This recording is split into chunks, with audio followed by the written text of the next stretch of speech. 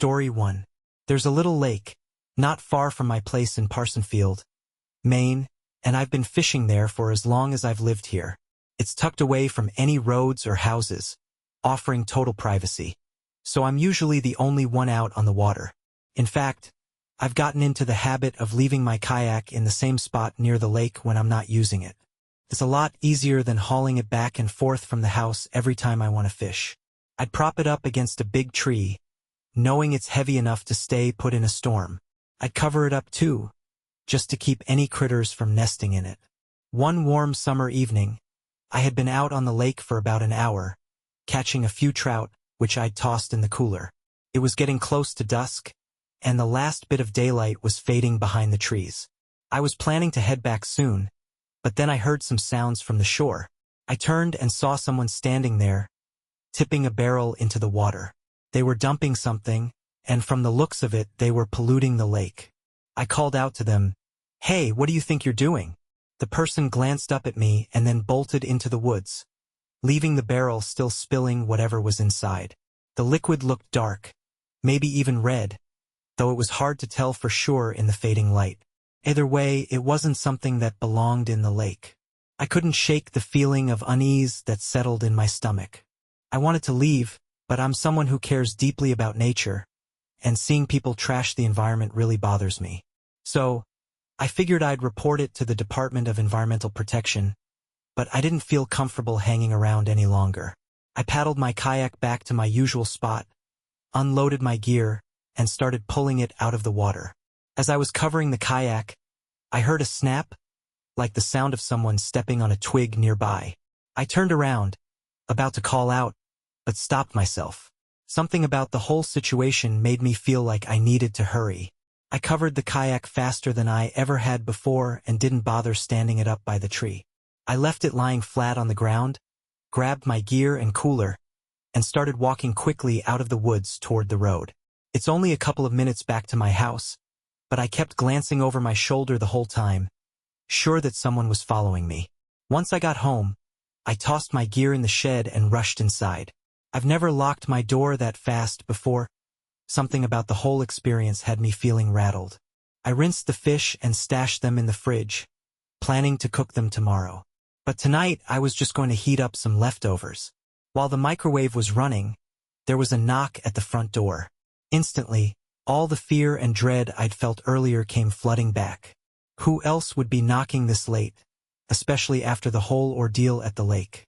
The lights were on, and my car was in the driveway, so they knew I was home. I'd made sure all the shades were drawn so no one could see inside, but the knocking kept coming. Then there was a knock on the window, and a man's voice called through it. "Excuse me. I think you saw me at the lake earlier. I just want to explain myself." There was no way I was letting this guy in. The fact that he had tracked me home made it clear to me he wasn't someone I wanted around. He kept knocking and yelling "hello" through the window, getting more persistent. I decided to respond, hoping to make him back off. "Yo, get out of here, or I'm calling the police," I shouted. I planned to call them anyway, but saying it aloud was my way of making him realize I wasn't going to put up with it. The man, though, just stayed calm. The man's voice came through the window again, calm but insistent. "Sir, if you could just open the front door, I'll explain everything to you." I repeated my threat, and after that I didn't hear him speak again. At that point, I went around and locked every window in the house and turned on the air conditioning to drown out any sounds. I also made sure to call the non-emergency police line and report the barrel being dumped in the lake, as well as the man showing up at my door. I followed up by submitting a report online to the Department of Environmental Protection. Honestly, making those reports helped calm my nerves a little, and I felt slightly better about trying to sleep that night. Thank God I'm a light sleeper. Around 2 a.m., I was jolted awake by the sound of something crashing downstairs. I immediately jumped out of bed, grabbed my Glock from the closet, and listened carefully. I could hear someone trying to sneak up the creaky steps. I stood behind my dresser, gun in hand, ready. I positioned myself so that I'd be able to aim at the door if they came in. My bedroom door was closest to the stairs, so naturally, it was the first one they would approach. I heard the doorknob turn slowly, and then the door creaked open. That's when I saw the silhouette of the man entering my room. I flicked on the lamp beside me, hoping he'd see my gun. "Get on the ground now," I shouted. The man raised his hands, almost as if trying to calm me down. I could see he had a small blade in his hand. I told him to drop it, but he just said, "I'm leaving," in a calm voice, and then he turned and bolted for the stairs. I yelled for him to stop, but he clearly counted on me being too scared to pull the trigger. I heard him leave through the front door. My heart racing, I ran downstairs, locked the front door, and called 911. When I looked into the living room, I saw the shattered window and glass scattered all over the floor. I kept my eyes on the broken window until the police arrived. When they did, I explained how I had already made a non-emergency report earlier and shared my fear that waiting until morning might leave the barrel gone in the dark. A couple of officers agreed to accompany me to the spot where I saw the man dumping the barrel, but after walking around for 20 minutes, there was no sign of it. The man must have made sure to take it with him. I gave the police the best description I could of him. A short, bearded white man with a receding hairline and glasses, wearing a black flannel shirt and black pants. After the police left, I stayed in the living room all night with my gun by my side, glued to the TV. There was no way I was going to sleep with that window broken and a maniac on the loose. When dawn broke, my brothers came over to help me fix the window. My brother Dale stayed with me, while my other brother and I went to Home Depot to buy a replacement. Dale stayed with me for a few nights until things settled down. My not-so-wild theory is that the barrel contained human remains, possibly dissolved in acid or something similar. Why else would that man follow me home and then break into my house like that? He must have had some terrible plan in mind. It's true what they say, trust your gut. I knew that if I'd opened that door, things could have gone much worse. Story 2. I'm almost 60 now, and even after all the years of fishing, I still can't think of a better way to spend my time. My kids are all grown and doing their own thing, so things around the house have gotten pretty quiet. Sometimes it feels like you could hear a pin drop. I miss the old days of tossing a football around with my sons in the yard, but those days are behind me now. I mostly fish with my college buddies, but more often than not, I end up heading out alone. It's like I've become a lone wolf. I haven't left upstate New York in over 15 years, and honestly, I don't see any reason to. We've got some of the best fishing spots in the country right here, and I plan on making the most of them. It was mid-April, just after the ice had melted, and before May rolled around. For some reason, I felt like finding a more peaceful, secluded spot this time, so I picked a small, nondescript lake out in the middle of nowhere. I got there about an hour before the sun was due to come up, so I could get out on the water right when the sun first broke through. I unstrapped my kayak from the roof of my car and made my way to the water. I paddled out to the middle of the lake and just sat there for a while, watching the sky begin to light up with soft, early morning colors. Felt like home. There's nothing like that calm, peaceful feeling on the water. I wouldn't trade a day like this for anything. Sure, it was a little chilly, but after all these years, I've got skin like iron. I could tell the sun was getting close, so I started getting ready. I was hoping to catch a largemouth bass, so I headed toward the edge of the weed beds, planning to move out toward the middle if I didn't get anything. I grabbed my 6.5-foot medium-action spinning rod with 9-pound monofilament line and set up a wacky rig with a 4-inch rubber stickworm. It's my go-to bait for bass, and I was hoping today would be no different. Just as I was about to cast and get started, I noticed something across the lake. At first, I couldn't quite tell what was going on, but there was definitely some movement. I thought it might be another fisherman, but something about it caught my curiosity. I pulled out my binoculars, the same ones I use for birdwatching, and took a closer look. There were 3 people on the other side, all dressed in dark clothes and with hoods covering their faces. They were doing something strange. Looked like they were digging a hole near the lake's edge. I kept watching as they finished digging and didn't put anything in the hole, like I expected. Instead, one of them pulled something out. I couldn't see exactly what it was, even through the binoculars, but it was definitely something odd. Then the others did the same, pulling out more things I couldn't make out. My mind was spinning, trying to figure out what was going on. I was confused and a little uneasy, but it wasn't until they started tossing what they'd pulled out into the lake that I got a chill. Each item made a distinct splash when it hit the water. Something about it just didn't sit right with me. I started to feel scared. I didn't know who these people were, but my gut told me they might not be the kind of people I wanted to mess with. I wasn't sure what to do, but fortunately, they started to leave without noticing me. I thought about just ignoring it, but I couldn't. I waited until they disappeared into the woods. Then I slowly paddled over to where they had been. My hands were shaking by now, but I had to know what they had thrown in the water. I wasn't fishing for fish anymore. I was after something else. I fished around for an hour, but didn't find anything. I needed to try something else. As I was thinking, I remembered the depth checker I had in my car. Determined, I paddled back to shore, grabbed the depth checker from my car, and headed back to the spot where I'd felt that hard object in the water. I was sweating by now, but I kept at it, feeling the bottom of the lake. I felt nothing but soft, squishy mud at first, but then my hand brushed against something hard metal. I marked the spot in my mind, then switched out my fishing rig for the biggest hook I had. Slowly, I let out the line, feeling it glide through my fingers as I prepared to pull whatever was down there out of the water. I could feel the tension in the line. 50 years of fishing experience were working into this one moment. The line had a slight resistance, like it had caught on something. I slowly moved it around, trying to hook whatever was down there. After a minute, the line tugged harder than it should have, and I knew I was snagged. I reeled it in carefully, not wanting to lose what was on the other end. When I finally pulled it out of the water, my heart stopped. It was a black 9mm handgun. Those people had tossed a gun into the lake. I didn't feel safe anymore. I didn't even think about looking for the other items. I quickly reeled in the gun, keeping a safe distance from it, and paddled away as fast as I could. Once I was back on dry land, I immediately called the police. They launched a full investigation and retrieved several more unsettling items from the lake. I stayed around to watch them search, needing to know what else was down there.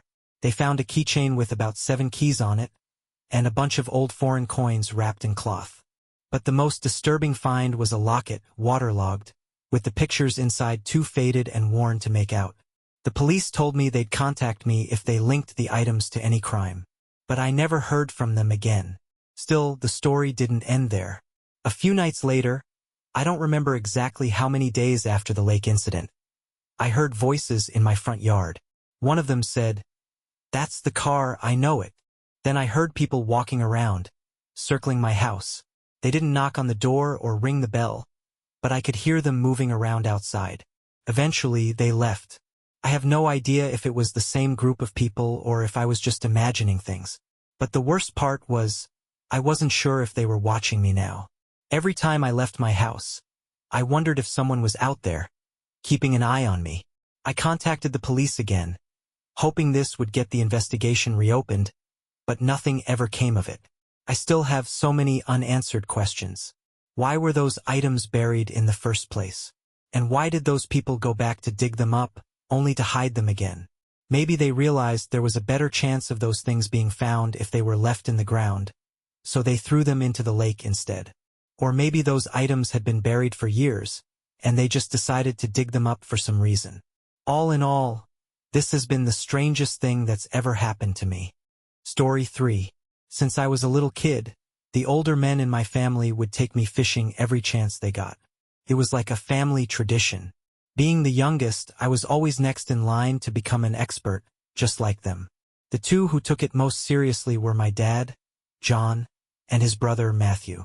Our homes looked like something straight out of a fishing show.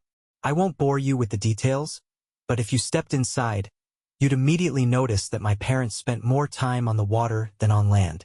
This story, though, isn't about me. It's about my dad. Now, my dad's not the kind of guy who scares easily. But when he tells this story, it's like he's a completely different person. He doesn't like talking about it much, but every now and then, at a family gathering or a special occasion, someone asks him to tell it, and he does. So, my dad, John, was out fishing with his brother, Matthew, and their good friends, Rich, Jeff, and Monty. They set out early, before the sun even came up, heading to this remote spot they all agreed was prime fishing territory. It was a couple of hours away by boat, tucked in a secluded cove that not many people bothered to explore. The place was known for having a lot of bass and an occasional pike. The day started like any other fishing trip, with the boat cutting through the mist rising off the water. Everyone was telling stories and cracking jokes, the engine humming in the background. They anchored the boat in a familiar cove, surrounded by thick forest. Monty, being Monty, was the first to crack open a beer, even though it was still early in the morning. My dad always tells me that Monty is his wild friend, the one who drinks more than anyone else. They fished for hours, only interrupted by the occasional splash of a fish hitting the water, and, of course, their laughter. And Monty kept cracking open beers like it was nothing. As the day wore on, they caught plenty of fish, each one getting a little celebration.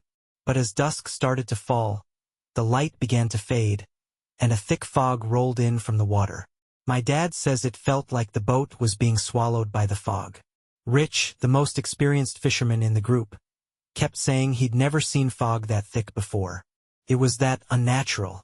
Jeff, the funny guy of the group, was almost as drunk as Monty by then.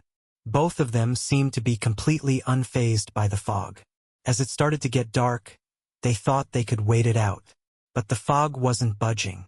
My dad and Rich agreed that Matthew should try to drive the boat out of the cove and into open water, where the fog might be lighter.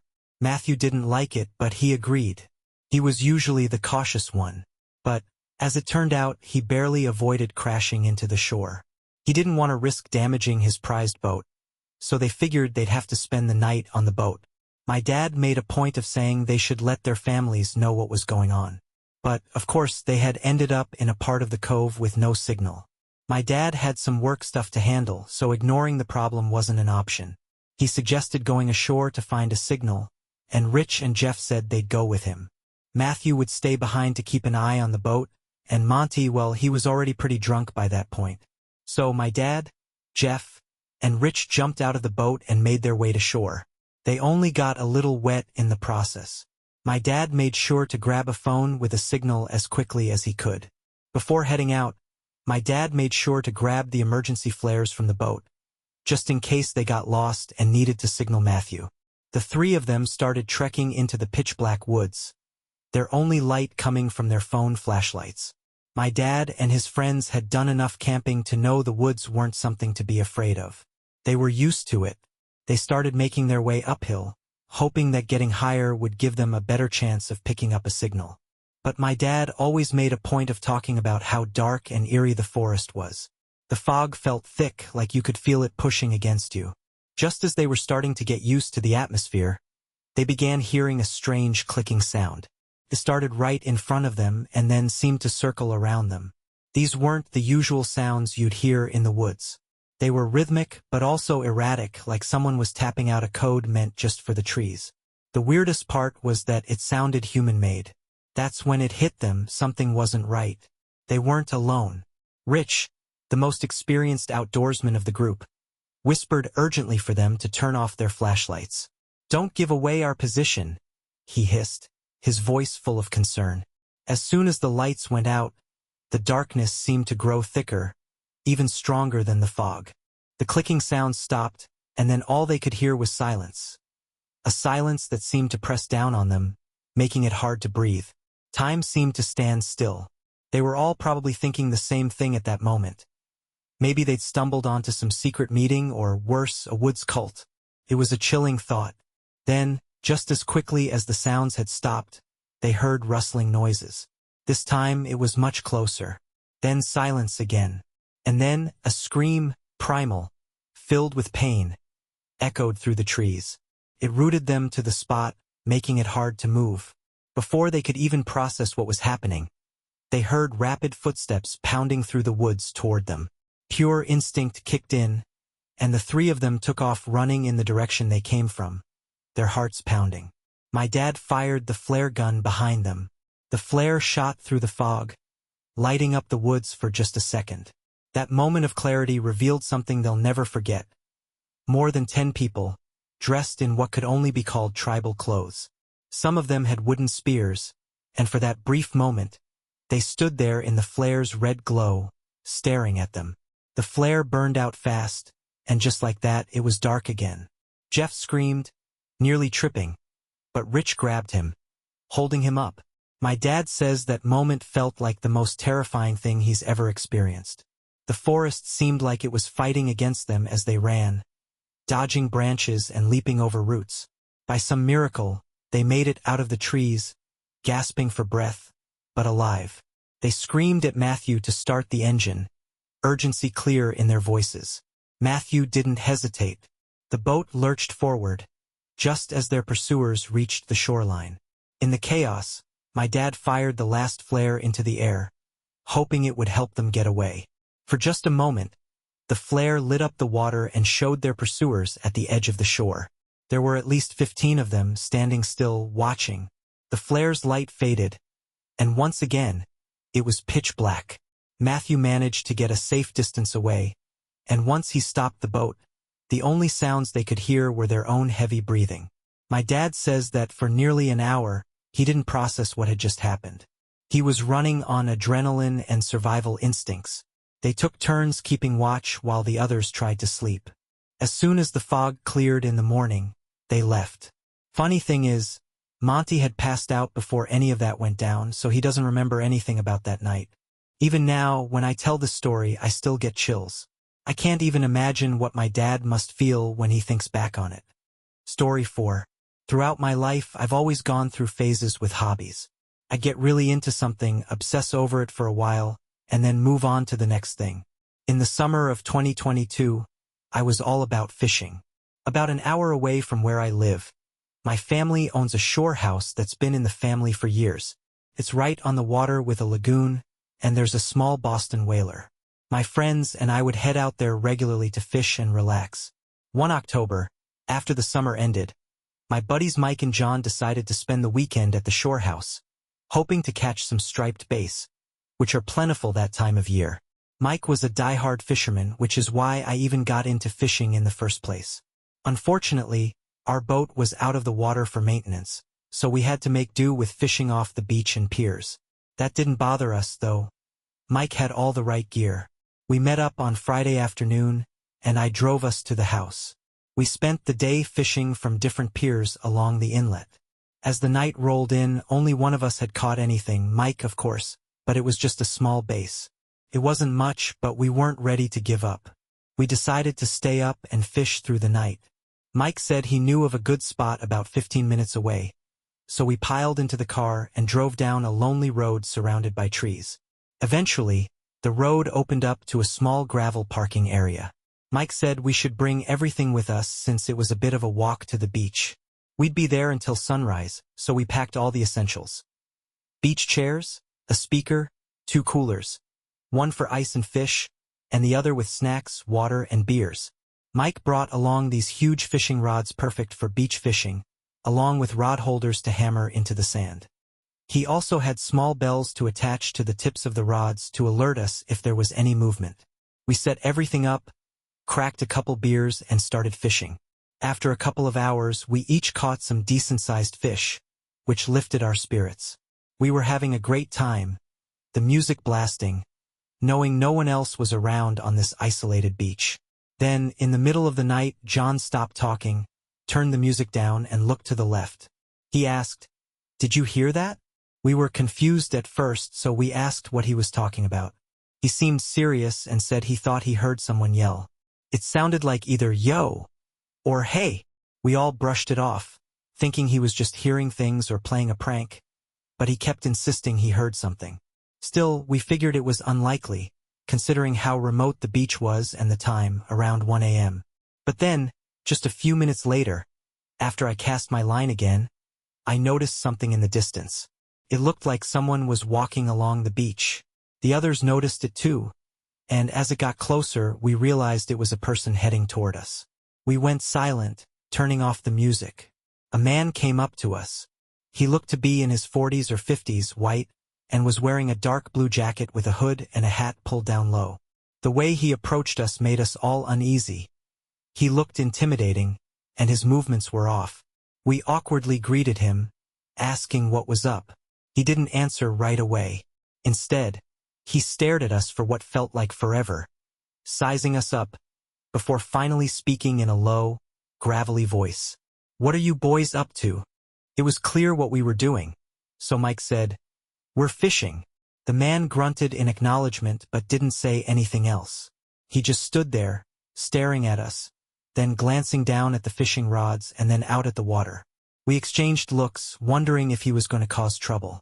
Honestly, there was no way he could take on all three of us, but still, something about the way he was standing there made us uneasy.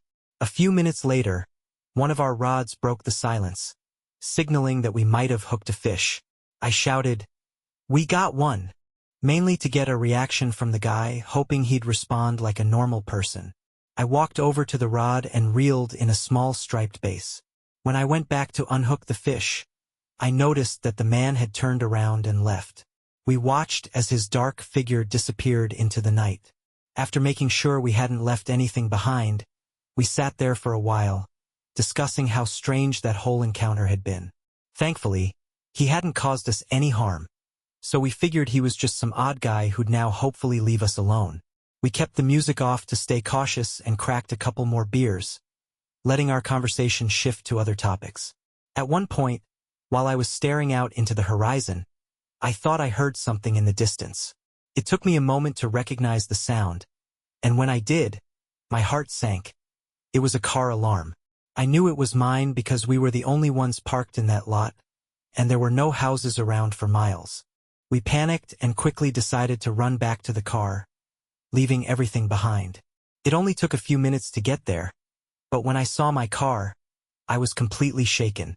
My tires had been slashed, and the driver's side window was shattered.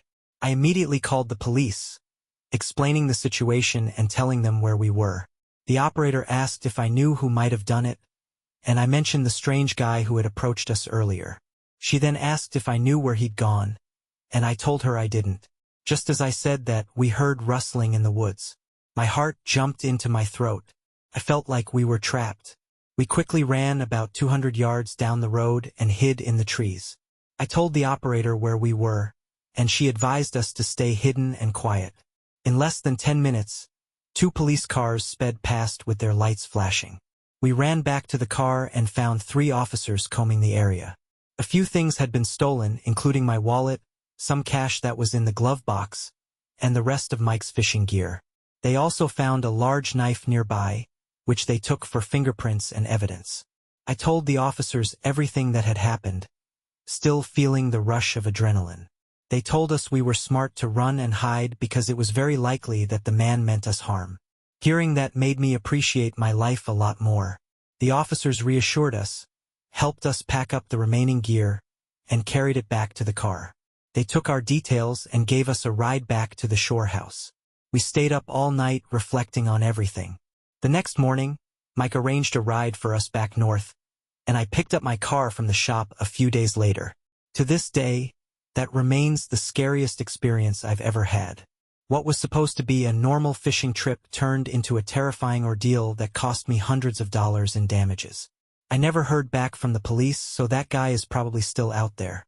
Needless to say, I gave up fishing as a hobby and haven't touched a rod since.